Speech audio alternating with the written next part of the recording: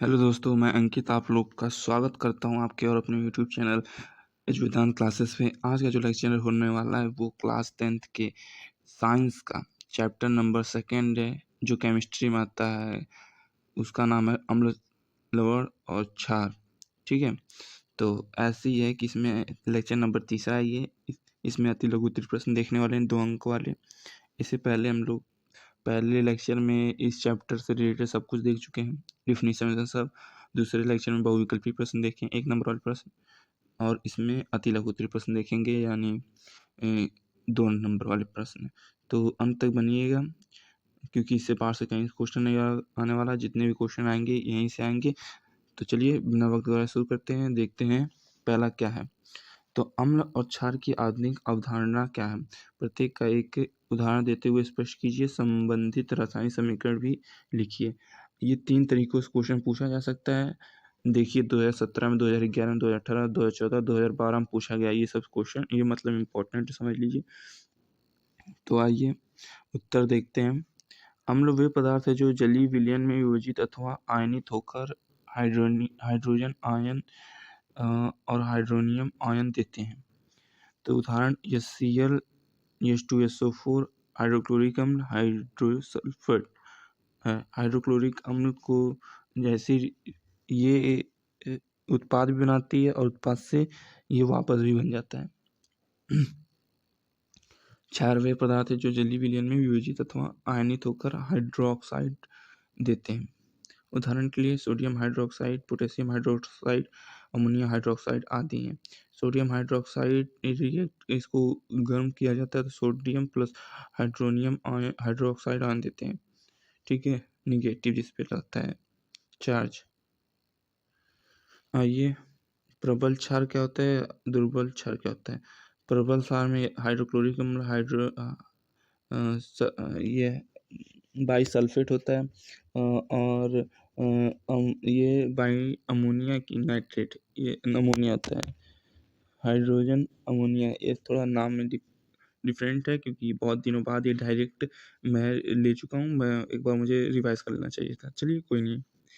तो दुर्बल क्षार क्या होता है? अमोनिया हाइड्रोक्साइड होता है। अमोनिया NH4OH होता है। ये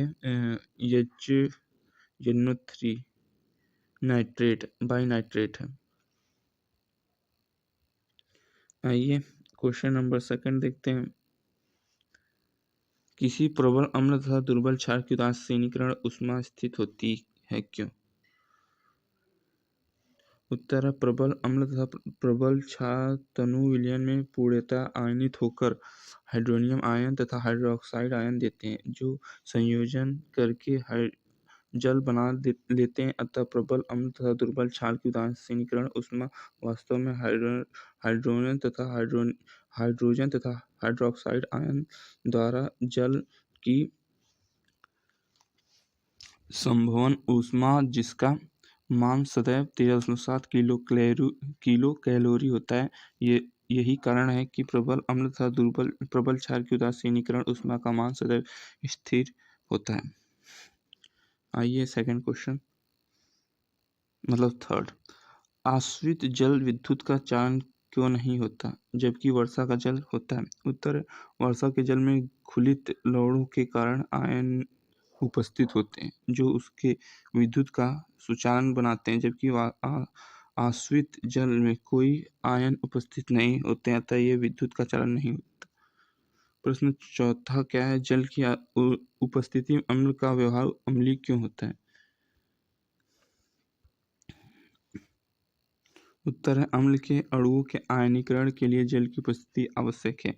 देखिए ये अम्ल है, ये Cl मान लिया, कुछ भी मान लीजिए, तो ये जल से रिएक्ट करके हाइड्रोनियम आयन देते हैं, हाइड्रो ऑक्साइड आयन देते हैं और ये रिलीज करते हैं। अब जो भी यहाँ कोई भी अम्ल ले लीजिए, वो अम्ल यहाँ है। अम्ल बहुत तरीके से होते हैं।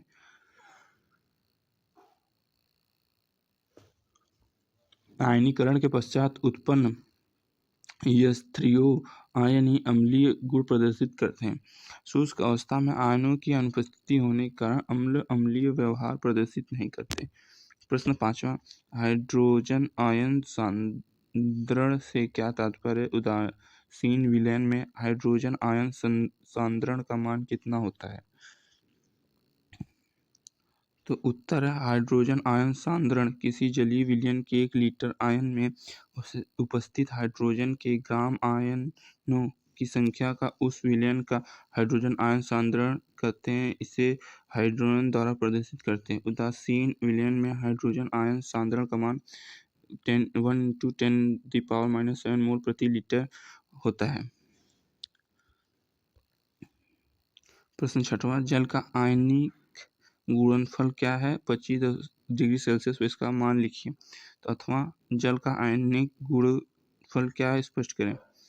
तो आइए देखते हैं।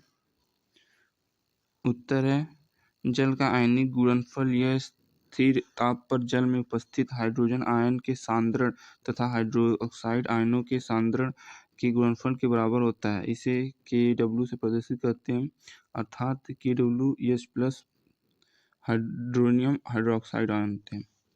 25 डिग्री सेल्सियस पर जल के आयनिक गुणनफल का मान लगभग 1 × 10⁻⁴ होता है। प्रश्न 7वां देखिए, पीएच की परिभाषा दीजिए। इसका हाइड्रोजन आयन सांद्रण से क्या संबंध, स्पष्ट कीजिए। इसके उत्तर के लिए फास्ट ट्रैक रिवीजन में देखिए, मतलब फास्ट ट्रैक रिवीजन में ये दिया हुआ है। प्रश्न 8वां, ताजे दूध के पीएच का मान 6 होता है। दही बन जाने पर इसके पीएच के मान में क्या परिवर्तन होता है? अपना उत्तर समझाइए। उत्तर, जब दूध से दही का निर्माण होता है तब दूध में उपस्थित शर्करा लैक्टोज लैक्टिक अम्ल में परिवर्तित हो जाते हैं, अतः दूध का पीएच 6 हो जाता है का मान दही इस पीएच से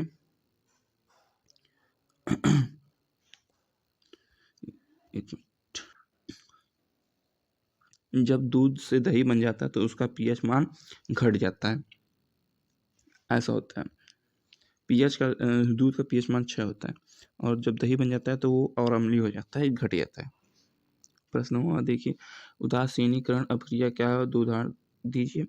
उत्तर, किसी अम्ल की किसी क्षार से अपक्रिया के फलस्वरूप लवण तथा जल के निर्माण की क्रिया को उदासीनी अपक्रिया कहते हैं। उदाहरण सहित, ये सोडियम हाइड्रोक्साइड अम्ल क्षार है, यह Cl हाइड्रोक्लोरिक अम्ल है। तो इसको रिएक्ट करने पर लवण बनता है जिसे सोडियम क्लोराइड कहते हैं और फिर जल का निर्माण होता है।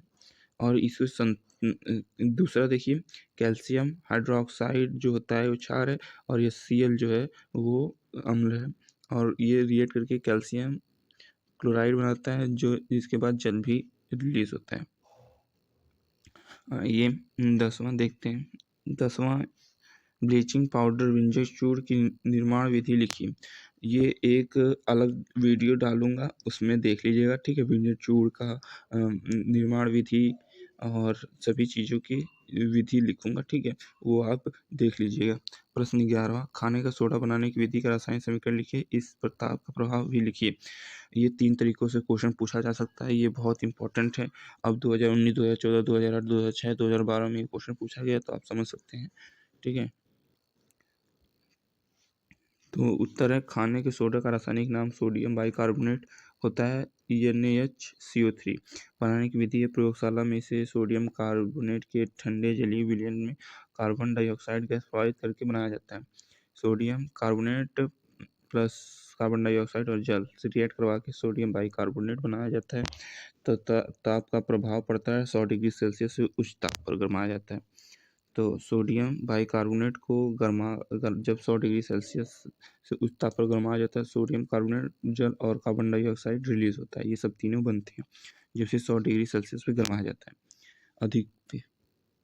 आइए 12वां देखते हैं, बेकिंग सोडा बनाने की विधि रासायनिक समीकरण सहित लिखिए। तो उत्तर है, सोडियम बाइकार्बोनेट का निर्माण सोडियम कार्बोनेट के सतत जलीय विलयन में कार्बन डाइऑक्साइड गैस प्रभावित करने पर होता है। सोडियम कार्बोनेट प्लस जल और कार्बन डाइऑक्साइड से मिला के सोडियम बाइकार्बोनेट बनाया जाता है, जिसे बेकिंग सोडा कहा जाता है। नहीं, जिसे वो कहा जाता है यार, बेकिंग सोडा नहीं, जिसे खाने का सोडा कहा जाता है। और खाने का सोडा ही सोडियम बाइकार्बोनेट होता है। और ये सोडियम बाइकार्बोनेट जो है खाने का सोडा, अब सोडियम बाइकार्बोनेट जो खाने का सोडा है उससे ही बनेगा अपना सोडियम बाइकार्बोनेट, बेकिंग सोडा बनेगा, सॉरी, बेकिंग सोडा बनेगा। और बेकिंग सोडा अमोनिया क्लोराइड होता है। ये थोड़ा कंफ्यूजन दे दिया मुझको भी यार, क्योंकि दो का सेम था। देखिए आगे चलते हैं, देखते हैं। सोडियम क्लोराइड की अभिक्रिया अमोनिया जल व कार्बन डाइऑक्साइड से करवाने पर बेकिंग सोडा। हाँ, देखिए इसमें सोडियम क्लोराइड लिखा है, सोडियम क्लोराइड की अभिक्रिया अमोनिया है, जल व कार्बन डाइऑक्साइड, जल युक्त कार्बन डाइऑक्साइड से कराने पर बेकिंग सोडा सोडियम बाइकार्बोनेट प्राप्त होता है। बेकिंग सोडा ही सोडियम बाइकार्बोनेट है। और खाने का, अच्छा हाँ, बेकिंग सोडा ही को खाने का सोडा भी कहा जाता है। आप कंफ्यूज मत हो जाइएगा, क्योंकि सोडा जो होता है, बेकिंग सोडा होता है, वही खाने का सोडा होता है। ऊपर जो हम लोग देखे थे ना, वो समझ लीजिए बेकिंग सोडा ही था। एक मिनट, कहाँ चला गया यार, ज़्यादा ही ऊपर चला गया। एक मिनट, लाते हैं उसको वापस लाते हैं। और ऊपर इतना देखिए, आप लोग के लिए रखें कंटेंट। तो ऊपर जो है खाने का सोडा ही बेकिंग सोडा होता है, ये कंफ्यूज मत हो जाइएगा। देखिए 2020 में ये क्वेश्चन पूछा गया और यही चीज़ है, ठीक है। और ये दो तरीकों से बनता है, इसमें थोड़ा कंफ्यूज आपको दे दिया। अमोनिया क्लोराइड भी बना दिया, ठीक है, इसमें अमोनिया क्लोराइड भी बना दिया सोडियम बाइकार्बोनेट के साथ। और ये रिएक्ट दूसरा बन गया, तो वो भी रिएक्शन याद कर लीजिएगा, ये भी रिएक्शन याद कर लीजिएगा। तो उसमें भी ये भी लिख सकते हैं, वो वाला इसमें भी लिख सकते हैं। जैसे कि क्या है कि इसमें 3 मिला के डायरेक्ट बना दिया था, तो इसमें भी 3 मिला के डायरेक्ट बन सकता था। तो लेकिन क्या लिखा है देखिए, तो ऊपर वाला बनाया ही है, जिसमें लिखा है सोडियम बाइकार्बोनेट का निर्माण सोडियम कार्बोनेट के संतृप्त जलीय विलयन में कार्बन डाइऑक्साइड प्रवाहित करने पर होता है। ये तो पहला था और ये दूसरा था। इसमें दोनों पूछा है, दो विधियाँ, हाँ, इसमें दो विधियाँ दिया है, क्वेश्चन में दो विधियाँ पूछ लिया है, तो इसमें दो विधियाँ देना है। तो दो विधियाँ आराम से दे सकते हैं। एक ऊपर वाली विधि थी जो ऊपर भी पढ़े थे, ये ऊपर भी पढ़ के आए थे सोडियम बाइकार्बोनेट की, और एक नीचे भी दिया हुआ विधि। दोनों विधि याद करते हैं, दोनों विधि आप इधर से उधर करके लिख सकते हैं अगर एक विधि पूछता है तो, वरना दोनों विधि याद कर लीजिए।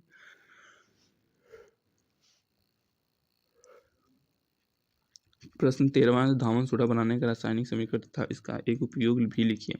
उत्तर, धावन सोडा बनाने की रासायनिक प्रक्रिया है सोडियम हाइड्रोक्साइड से कार्बन डाइऑक्साइड का रिएक्शन करवाने के सोडियम कार्बोनेट बनता है, जिसमें जल निकलता है, और सोडियम कार्बोनेट ही धावन सोडा होता है, ठीक है। इसका उपयोग जल की कठोरता को दूर करने में किया जाता है।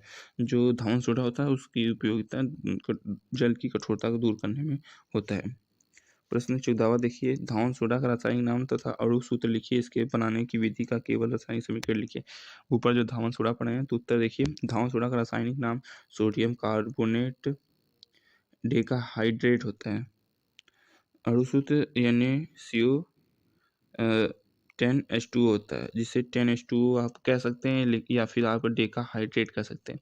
लेकिन 10H2O आपको इजी लगेगा, डेकाहाइड्रेट थोड़ा हार्ड लगेगा, लेकिन असली नाम इसका डेकाहाइड्रेट ही है, सोडियम कार्बोनेट डेकाहाइड्रेट।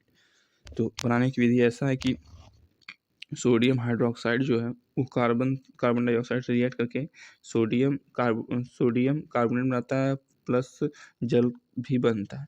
तो इसको ही, ये जो है जल ना, इसमें 10 जल के 10 अणु हैं और यही डेकाहाइड्रेट कहलाते हैं। आइए नेक्स्ट चलते हैं। नेक्स्ट है प्लास्टर ऑफ पेरिस बनाने की एक विधि लिखिए तथा इसकी जल के साथ रासायनिक अभिक्रिया लिखिए। तथा प्लास्टर ऑफ पेरिस बनाने की विधि तथा एक उपयोग लिखिए। ये दो तरीके से क्वेश्चन पूछा है, तो आइए आगे चलते हैं। उत्तर, निर्माण की विधि, जब कैल्शियम सल्फेट, ठीक है, कैल्शियम सल्फेट डाइहाइड्रेट अर्थात जिप्सम को 120 डिग्री सेल्सियस ताप पर गर्म किया जाता है तो निर्जलीकरण के द्वारा प्लास्टर ऑफ पेरिस का निर्माण होता है। देखिए, कैल्शियम सल्फेट डाइहाइड्रेट को जब 120 डिग्री सेल्सियस पे गर्म किया जाता है तो calcium sulphate half H2O plus 3/2 H2O बनता है। ठीक है, ऐसा बनता है, तो यही निर्माण विधि है। आइए आगे देखते हैं। जल से क्रिया, इसकी जल से अभिक्रिया कराने पर जिप्सम का निर्माण होता है। इसे प्लास्टर ऑफ पेरिस का जमना, setting of plastic of Paris कहते हैं। यह क्रिया ऊष्माक्षेपी होती है। ठीक है, कैल्शियम सल्फेट हाफ H2O को जब 3/2 H2O के अणुओं से रिएक्ट करा जाता है तो कैल्शियम सल्फेट डाइहाइड्रेट बनता है। ठीक है, डाइहाइड्रेट बनता है। आइए, अथवा ये भी बनता है कैल्शियम सल्फेट हाफ H2O को कैल्शियम सल्फेट 2.H2O हाइड्रेट को जल से रिएक्ट कराने पे 3H2O जल से रिएक्ट कराने पे, जो ये 3 था यहाँ चल गया इंटू में। ठीक है, तो ये 3 इंटू में चला गया तो ये कैल्शियम सल्फेट 2H2O डाइहाइड्रेट बनता है जिसे जिप्सम कहा जाता है। ये थोड़ा कॉम्प्लिकेटेड है तो ईजिली मैं अगर 3-4 वीडियो आएगा हर किसी का एक एक का, तो आप वहाँ से देख सकते हैं। ठीक है,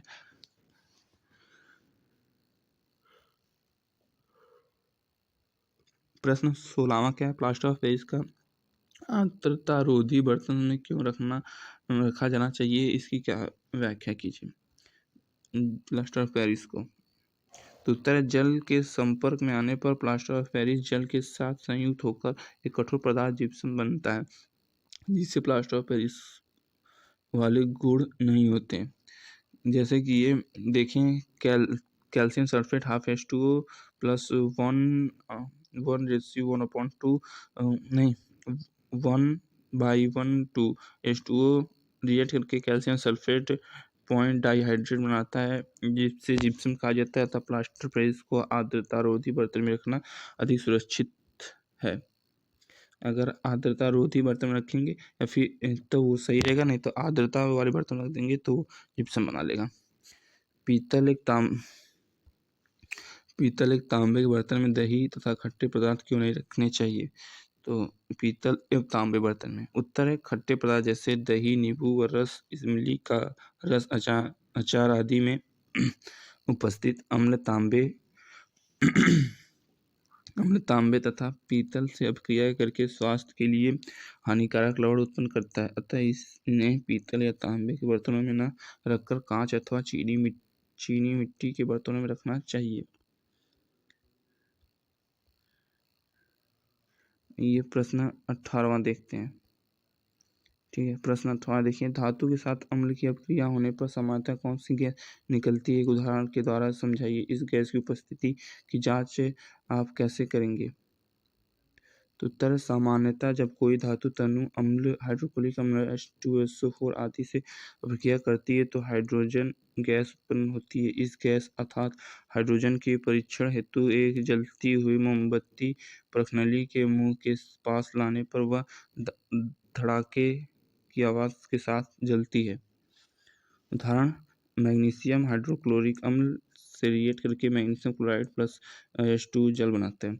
मैग्नीशियम हाइड्रोजन सल्फेट यानी तनु से रिएक्ट करके मैग्नीशियम सल्फेट और प्लस हाइड्रोजन गैस रिलीज करता है। ये चीज़ था। प्रश्न 19वां, अम्ल का जलीय विलयन विद्युत का चालन क्यों करता है, तो उत्तर है अम्ल को जल में मिलाने पर यह आयनीकृत हो जाता है। जब इस जलीय विलयन में विद्युत धारा प्रवाहित की जाती है तो इसमें उपस्थित आयन ही विद्युत का चालन करते हैं।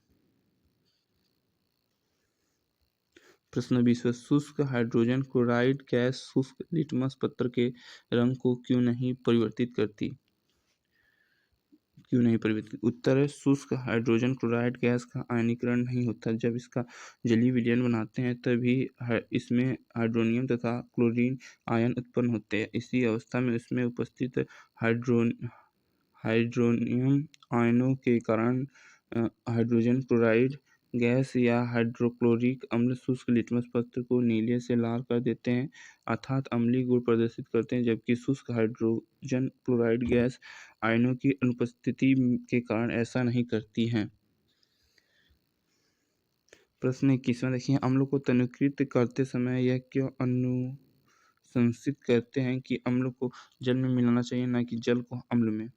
तो उत्तर, अम्ल की तनुकरण अभिक्रिया अत्यंत ही ऊष्माक्षेपी क्रिया है, अर्थात जब अम्ल में जल मिलाया जाता है तो अभिक्रिया में बहुत अधिक ऊष्मा उत्पन्न होने के कारण मिश्रण अस्फलित होकर पात्र से बाहर आ सकता है। इससे जो व्यक्ति वहाँ उपस्थित है उसे क्षति हो सकती है, किंतु उसके विपरीत जब एक पात्र में जल लेकर उसमें दूसरे पात्र से धीरे धीरे दीवार के सहारे से अम्ल मिलाते हैं तो ऊष्मा धीरे धीरे उत्पन्न होती है, वह अपक्रिया अनियंत्रित नहीं होती, अतः अम्ल को जल में मिलाना चाहिए, इसके विपरीत नहीं, ना कि अम्ल को जल मिलाना चाहिए, नहीं ना कि जल को अम्ल में।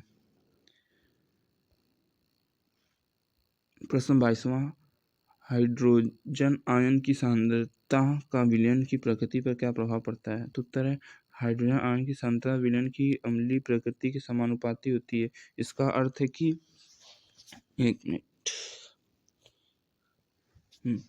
इसका अर्थ है कि हाइड्रोजन आयन सांद्रण के बढ़ने के साथ साथ विलयन की अम्लीय प्रकृति बढ़ती है और हाइड्रोजन आयन सांद्रण कम होने के साथ साथ अम्लीय प्रकृति घटती है। ये चीज़ होता है। अब नेक्स्ट क्वेश्चन जो है एनसीईआरटी टेक्स्ट में से है, मतलब आपकी बुक में उपस्थित है, क्या क्षारीय विलयन में हाइड्रोजन आयन होते हैं? अगर हाँ तो ये क्षारकीय क्यों होते हैं? तो उत्तर है हाँ, क्षारकीय विलयन में हाइड्रोजन आयन भी होते हैं, परंतु इनकी सांद्रता हाइड्रोक्साइड आयनों की सांद्रता की अपेक्षा कम होती है। इसका कारण यह है कि ये विलयन क्षार तथा जल के मिलने से बनते हैं। जल से हाइड्रोजन प्लस हाइड्रोनियम आयन जल एवं ध्रुवीय विलायक है। क्षारक धनायन प्लस हाइड्रोनियम आयन इसके ये विलयन क्षारीय होते हैं। ठीक है, अभी 26 दो क्वेश्चन इसके बाद और रहेंगे।